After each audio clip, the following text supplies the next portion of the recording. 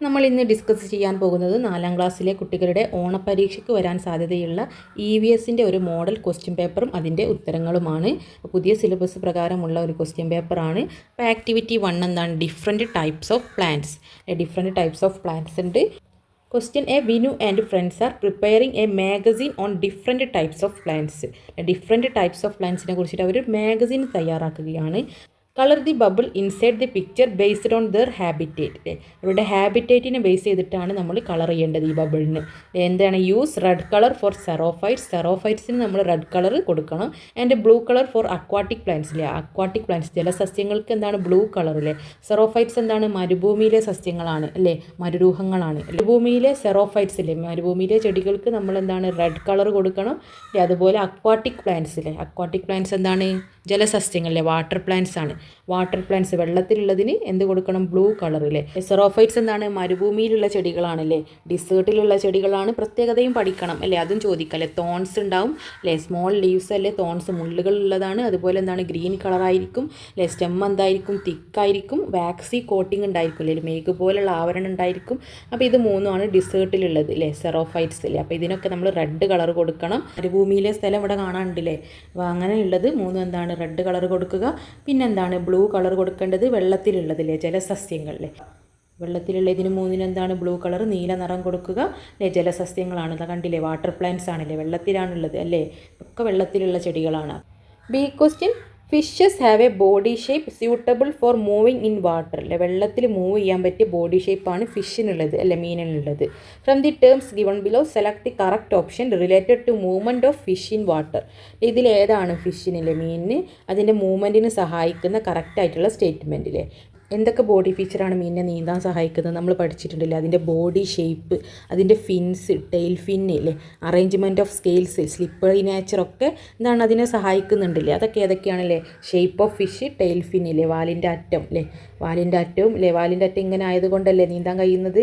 അതിൻ്റെ body shape ഇല്ലേ, ഷേപ്പും അതിനെ സഹായിക്കുന്നുണ്ട് ഇല്ലേ. ഗില്ലും കളറും എന്താണ്? സഹായിക്കുന്നുണ്ടോ? കളർ ഏതും ആയാലും എന്താണ്? കുഴപ്പമില്ലല്ലോ, ഇല്ലല്ലോ, ഏത് കളറായാലും നീന്തിക്കൂടെ.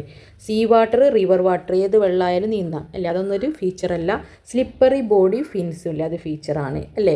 സ്ലിപ്പറി ബോഡി, വൈവൈപ്പുള്ള ശരീരവും അതിൻ്റെ ഫിൻസിൽ ഇങ്ങനത്തെ ചിറകുകളൊക്കെയാണ് അതിനെ നീന്താൻ വേണ്ടിയിട്ട് സഹായിക്കുന്നത് അല്ലേ. അപ്പോൾ ഇത് രണ്ടുമാണ് ഓപ്ഷൻ. അപ്പോൾ ആദ്യത്തേത് വായിച്ചിട്ട് എന്താണ്? ഇത് ശരിയാണ്. അപ്പോൾ എന്താണ്?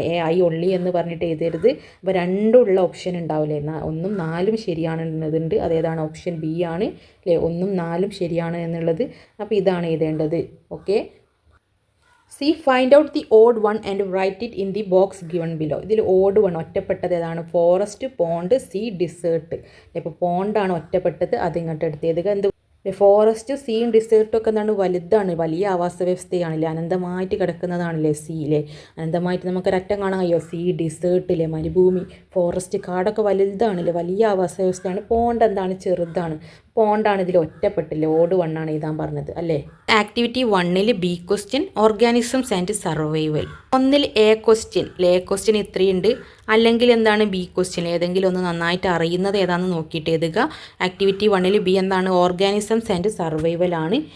A question. Different organisms have body features that help them to survive in their specific environment അല്ലേ. അല്ലെ, ഓരോ സ്ഥലത്തിനനുസരിച്ചിട്ടുള്ള ബോഡി ഫീച്ചർ ആയിരിക്കും ഓരോ ആനിമൽസിനും അല്ലേ, ഓരോ ബേർഡ്സിനും അല്ലേ ഉണ്ടായിരിക്കുക. അവരുടെ ബോഡി ഫീച്ചേഴ്സില്ലേ, അതിന് അനുയോജ്യമായിട്ടുള്ളതായിരിക്കില്ലേ. മരുഭൂമിയിൽ ജീവിക്കാൻ അനുയോജ്യമായിട്ടുള്ള ബോഡി ഫീച്ചർ ആയിരിക്കും ഒട്ടകത്തിന് അല്ലേ. വെള്ളത്തിൽ അനുയോജ്യമായിട്ടുള്ളതായിരിക്കും മീനുണ്ടാവുക അല്ലേ. ഓരോ ബോഡി ഫീച്ചേഴ്സ് ഉണ്ട്. Note down the features of the following animals that enable them to live in their specific എൻവിയോൺമെൻറ്റിലെ. അവരുടെ എൻവിയോൺമെൻറ്റിൽ ജീവിക്കാനില്ലേ അവരെ പ്രാപ്തമാക്കുന്ന അവരുടെ ഈ ബോഡി ഫീച്ചേഴ്സ് അല്ലേ, ഓരോന്നിൻ്റെ എഴുതാനാണ്. എന്തൊക്കെ ഫീച്ചറാണല്ലേ ഈ ഒട്ടകത്തെ മരുഭൂമിയിൽ നിർത്തുന്നത്? ആദ്യം തന്നെ നിങ്ങൾ നോക്കുമ്പോൾ ഒരു ഹമ്പ് ഉണ്ട് അല്ലേ, ഹംസ് ഉണ്ട്, അതായത് മുയയുണ്ട് അല്ലേ. അതെന്തിനുള്ളതാണ്? കൊഴുപ്പ് സംഭരിക്കാനുള്ളതാണ്. ഇതല്ലേ കൊഴുപ്പ് ഇല്ലേ, അവർ കഴിക്കുന്ന ഭക്ഷണത്തിൻ്റെ കൊഴുപ്പൊക്കെ സംഭരിച്ച് വെച്ചിട്ട് എന്താണ്, അവർക്ക് ഫുഡ് ഇല്ലാതാവുമ്പോൾ അവരത് യൂസ് ചെയ്യും. ഓക്കെ. ഫുഡും വെള്ളമൊക്കെ മരുഭൂമിയിലാണ്, അപ്പം അങ്ങനെ സ്റ്റോർ ചെയ്ത് വെക്കാനുള്ള ഒരു സ്ഥലമാണ് ഈ ഹംസ് എന്ന് പറയുന്നത് അല്ലേ. Ability to store fat in humps അല്ലേ. ഹംസിൽ ഫാറ്റ് സ്റ്റോർ ചെയ്യാനുള്ള എബിലിറ്റി ഉണ്ട് ആർക്ക്? നമ്മുടെ ഒട്ടകത്തിന്, ക്യാമലിന്. അപ്പോൾ ability to store fat in humps അല്ലേ. സ്റ്റോർ സ്റ്റോർ ചെയ്യാൻ ഫാറ്റ് സ്റ്റോർ ചെയ്യാനുള്ള എബിലിറ്റി ഉണ്ട് ഇൻ ഹംസിൽ മുതുകിലെ മുയയിൽ കൊഴുപ്പ് സംഭരിക്കാനുള്ള കഴിവുണ്ട്. രണ്ടാമത്തേത് എന്താണ്, അവർക്ക് കുറഞ്ഞ വിയർപ്പായിരിക്കും അല്ലേ, അതായത് റെഡ്യൂസ്ഡ് സ്വെറ്റിംഗ് അല്ലേ, വിയർപ്പിലെ സ്വെറ്റിംഗ് ആണ്. സ്വെറ്റിംഗ് എന്താണ്, കുറവായിരിക്കും അല്ലേ, കുറഞ്ഞതായിരിക്കും, റെഡ്യൂസ് ആയിട്ടുള്ളതായിരിക്കും, അതായത് കുറഞ്ഞ വിയർപ്പായിരിക്കും, റെഡ്യൂസ്ഡ് സെറ്റിംഗ് ആയിരിക്കും. അതുപോലെ എന്താണ്, കട്ടിയുള്ള രോമങ്ങളാണ് ഉണ്ടാവുക അല്ലേ, തിക്ക് ഫർ അല്ലേ, രോമം തിക്ക് ഫർ ആയിരിക്കും ഉണ്ടാവുക. ലോങ് ലെഗ്സിലെ നീണ്ട കാലുകളാണ് ഉണ്ടാവുക. അതുപോലെ എന്താണ്, വീതിയുള്ളതും പരന്നതുമായിട്ടുള്ള പാദങ്ങളായിരിക്കും അല്ലേ, അവർക്ക് മരുഭൂമിയിൽ താന്നു പോകാതിരിക്കാൻ വേണ്ടിയിട്ട് വീതിയുള്ളതില്ലേ, വൈഡ് ആൻഡ് പാഡഡ് ഫീറ്റിലെ പരന്നതുമായിട്ടുള്ള വൈഡ് ആൻഡ് പാഡഡ് ഫീറ്റ് ആയിരിക്കും. പിന്നെന്താണ്, മൗത്ത് എങ്ങനെയുള്ളതാണ്, നല്ല കട്ടിയുള്ള ടഫായിട്ടുള്ള മൗത്ത് ആയിരിക്കും അല്ലേ, mouth lining tough mouth lining ആയിരിക്കും ഉണ്ടായിരിക്കുക. ഇത്രയും ഫീച്ചേഴ്സാണ് ഒട്ടകത്തിനില്ലേ, ക്യാമലിന് ഡിസേർട്ടിൽ മരുഭൂമിയിൽ ജീവിക്കാനുള്ള ബോഡി ഫീച്ചേഴ്സിലാണ്, അതിന് അനുയോജ്യമായിട്ടുള്ള ബോഡി ഫീച്ചേഴ്സ്. ഇനി ഫിഷിന് എന്തൊക്കെയാണല്ലേ വെള്ളത്തിൽ വാട്ടറിൽ എന്താണ്, അതിന് നമ്മൾ നേരത്തെ പറഞ്ഞിട്ടുണ്ടല്ലേ, സ്ലിപ്പറി ബോഡിയാണ്, ഷേപ്പ് ഓഫ് ഫിഷ് അതൊക്കെ അതിനെ സഹായിക്കുന്നുണ്ടല്ലേ, മീനിൻ്റെ shape, tail fin, slippery body, fins അതെല്ലാം അതിനെ സഹായിക്കുന്നുണ്ട് അല്ലേ, സ്ലിപ്പറി ആയിട്ടുള്ള വൈവൈപ്പുള്ള അതിൻ്റെ ശരീരം, അങ്ങനെയുള്ള മീനിൻ്റെ ഫീച്ചേഴ്സും എഴുതേണ്ടതാണ്. B question, observe the situations in the following pictures. ഇവിടെ കുറച്ച് സിറ്റുവേഷൻസ് തന്നിട്ടുണ്ട്. എന്തൊക്കെയാണ്, from it list out the harmful effect of demolition of hills and reclamation of paddy fields. അപ്പോൾ ഇവിടെ ഹിൽസിൻ്റെ ഡിമോളിഷനിലെ കുന്നുകളൊക്കെ ഇടിച്ച് നിരത്തുകയാണ് JCB ഉപയോഗിച്ചിട്ടില്ലേ. അപ്പോൾ എന്തൊക്കെയാണ് അവിടെ സംഭവിക്കല്, അവിടെ കുറേ മൃഗങ്ങൾ ആനിമൽസ് ഉണ്ടാവില്ല, അവരുടെ ആവാസ വ്യവസ്ഥ അല്ലേ, അവരുടെ ഹാബിറ്റേറ്റ് ആണ് നഷ്ടമാകുന്നത്. ലോസിങ് ഹാബിറ്റേറ്റ് ഓഫ് മെനി ആനിമൽസിലെ കുറേ ആനിമൽസിൻ്റെ ഹാബിറ്റേറ്റ് ഇല്ലേ, വാസസ്ഥലം നഷ്ടമാവുന്നുണ്ട്. അതുപോലെ പ്ലാന്റ്സിലെ സസ്യങ്ങളൊക്കെ നശിക്കുന്നുണ്ടല്ലേ, ഡിസപ്പിയറൻസ് ഓഫ് പ്ലാന്റ്സിലെ ഒക്കെ ഇടിച്ച് നികത്തും. ഇവിടെ എന്താണ്, പ്ലാന്റ്സും ട്രീസും ഒക്കെ ഉണ്ടാവില്ല, അതൊക്കെ നശിക്കുകയാണല്ലേ, ഡിസപ്പിയറൻസ് ഓഫ് പ്ലാന്റ്സ്. അതുപോലെ എന്താണ്, വെള്ളത്തിൻ്റെ ഷോർട്ടേജ് ഉണ്ടാവുന്നുണ്ട്, ജലക്ഷാമം ഉണ്ടാവുന്നുണ്ട്, ഷോർട്ടേജ് ഓഫ് വാട്ടർ അല്ലേ. അതുപോലെ എന്താണ്, ചൂട് കൂടും അല്ലേ, മരം എന്താണ് നമുക്ക് തണൽ നൽകുന്നുണ്ട്, അപ്പോൾ മരങ്ങളൊക്കെ വെട്ടി നശിപ്പിക്കുന്നത് ചൂട് കൂടും അല്ലേ, കോസ് ഓഫ് വാർമിങ് അല്ലേ, കോസസ് ഓഫ് വാർമിങ്ങിന് കാരണമാകുന്നുണ്ട്. ഇങ്ങനെ കുന്നുകൾ ഇടിച്ച് നികത്തുന്നതിലൂടെ ഉണ്ടാകുന്ന ഹാംഫുൾ എഫക്റ്റ് ഇല്ലേ, ദോഷങ്ങളാണ് ചോദിച്ചത് അല്ലേ. ഹിൽസ് ഇങ്ങനെ നികത്തിയാൽ എന്തൊക്കെ ദോഷഫലങ്ങളാണ് ഉണ്ടാവുക അല്ലേ, ഹാബിറ്റേറ്റ് ലോസ് ആവുന്നുണ്ട്, പ്ലാന്റ്സിൻ്റെ disappearance, shortage of water, cause of warming ഇല്ലേ, വാർമിങ് ചൂട് കൂടാനും കാരണമാകുന്നുണ്ട്. ഇതൊക്കെ അതിൻ്റെ എഫക്റ്റുകൾ, ഹാംഫുൾ എഫക്റ്റുകളാണ്, ദൂഷ്യഫലങ്ങളാണ്. ഇനി അടുത്തത് എന്താണ്, റിക്ലമേഷൻ ഓഫ് പാഡി ഫീൽഡ്സ് അല്ലേ, പാഡി ഫീൽഡ്സ് അതായത് വയലുകൾ, നെൽവയലുകളൊക്കെ മണ്ണിട്ട് നികത്തുകയാണ്. മണ്ണിട്ട് നികത്തിയാൽ എന്താണ്, അവിടെയുള്ള കൃഷിയൊക്കെ നശിക്കുകയാണ് ചെയ്യുന്നത് അല്ലേ, ഭക്ഷണത്തിന് നമുക്ക് ക്ഷാമം ഉണ്ടാവും, നമ്മുടെ ഭക്ഷണങ്ങളൊക്കെ ഇല്ലാതാവില്ലേ, കൃഷിയൊക്കെ നശിപ്പിക്കുകയാണ്. അതുപോലെ ഇവിടെ ഉണ്ടാവും ജീവജാലങ്ങളിൽ അവരുടെ ആവാസ വ്യവസ്ഥ അല്ലേ നഷ്ടപ്പെടുകയാണ്, അതായത് ഹാബിറ്റേറ്റ് നഷ്ടപ്പെടുകയാണ് അല്ലേ. Destroys habitat of many organisms അല്ലേ, കുറേ ഓർഗാനിസംസിൻ്റെ ഹാബിറ്റേറ്റിനെ ഡിസ്ട്രോയ് ചെയ്യുകയാണ്, നശിപ്പിക്കുകയാണ് ചെയ്യുന്നത്. ലോസ് ഓഫ് അഗ്രികൾച്ചറൽ ലാൻഡ് അല്ലേ, കൃഷിഭൂമിയുടെ നഷ്ടമാണ് സംഭവിക്കുന്നത് അല്ലേ, loss of agricultural land. Food സ്കാർസിറ്റിയിലെ ഭക്ഷ്യക്ഷാമം അല്ലേ, ഭക്ഷണത്തിൻ്റെ ക്ഷാമം ഇല്ലാതാവുന്ന അവസ്ഥ, സ്കാർസിറ്റിയിലെ ഫുഡ് സ്കാർസിറ്റി ഉണ്ടാവുന്നുണ്ട്. Loss of agricultural land, land നഷ്ടമാവുന്നു. അതുപോലെ ഓർഗാനിസംസിൻ്റെ ഹാബിറ്റേറ്റിലെ വാസസ്ഥലമാണ് നഷ്ടമാവുന്നത് അല്ലേ, ഇവിടെ ഓർഗാനിസംസ് ഉണ്ടാവും, അതുപോലെ ഇവിടെ കൃഷിയിടങ്ങളുണ്ടാവും അല്ലേ, കൃഷിയിലെ ഫുഡ് ഉണ്ടാവും, അതൊക്കെ നഷ്ടമാവുകയാണ് ചെയ്യുന്നത്. ഇതിൽ C question, select from the following the most suitable slogan for the protection of ecosystem. Protection of എക്കോസിസ്റ്റത്തിന് ഏറ്റവും സ്യൂട്ടബിൾ ആയിട്ടുള്ള സ്ലോഗൻ സെലക്ട് ചെയ്യാനാണ് പറഞ്ഞത്.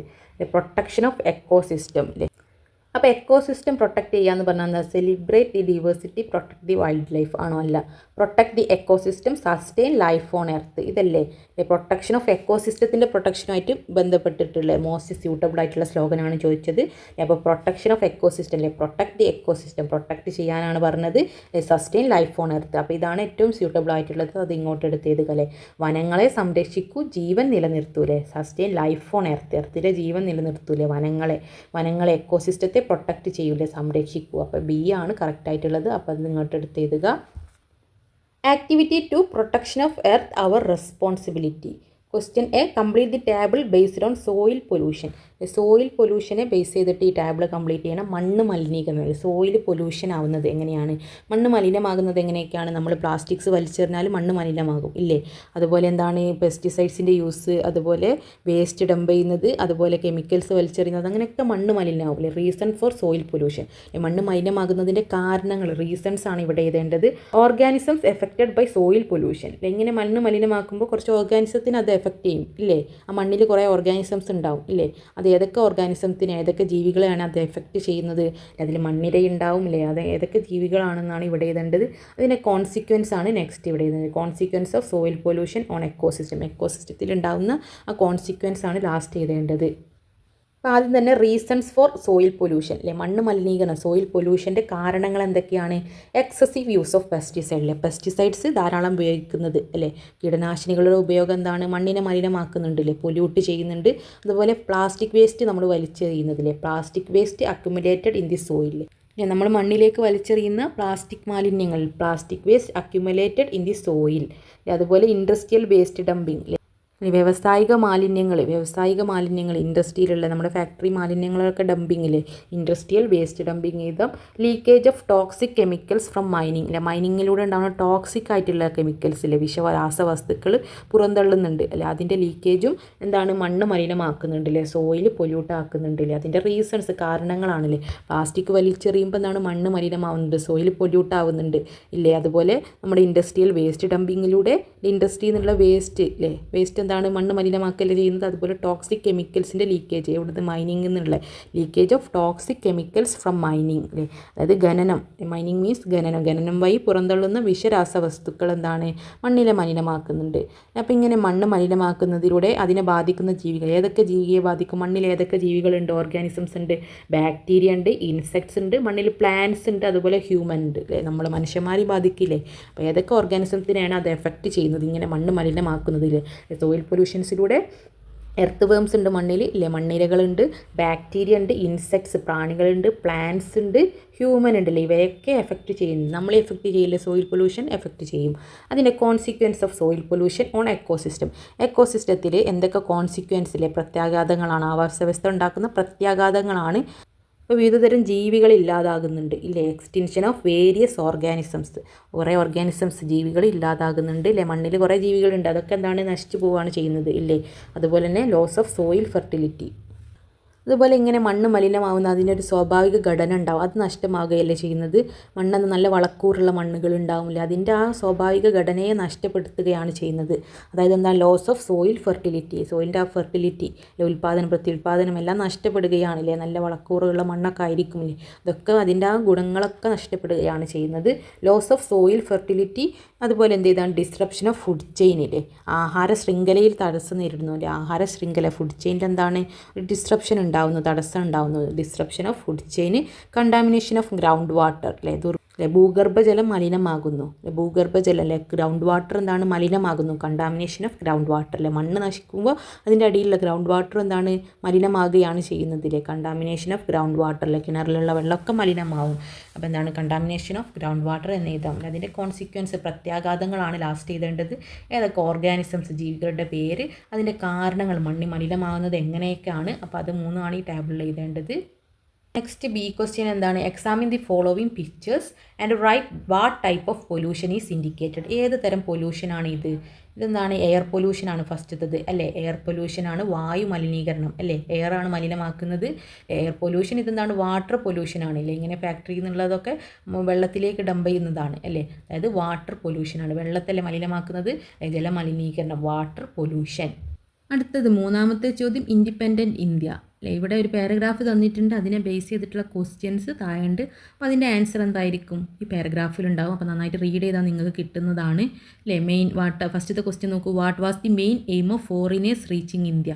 ഇന്ത്യയിലേക്ക് വന്നതിൻ്റെ മെയിൻ ആയിട്ടുള്ള കാരണം എന്തായിരുന്നു, ഫോറിനേഴ്സ് എന്തിനാണ് വന്നത് അല്ലേ, foreigners first came to India to buy spices like cardamom and pepper and textile like silk, cotton അല്ലേ, ഇവിടെ തന്നിട്ടുണ്ട്. എന്തിനാണ് ഇന്ത്യയിലേക്ക് വന്നത് ഫോറിനേഴ്സ് അല്ലേ, കാർഡമനും പെപ്പറും ഒക്കെ ആയിട്ടുള്ള സ്പൈസസ് ഇല്ല, അതുപോലത്തെ സ്പൈസസും അതുപോലെ ടെക്സ്റ്റൈൽസൊക്കെ വാങ്ങാൻ വേണ്ടിയിട്ടാണില്ലേ.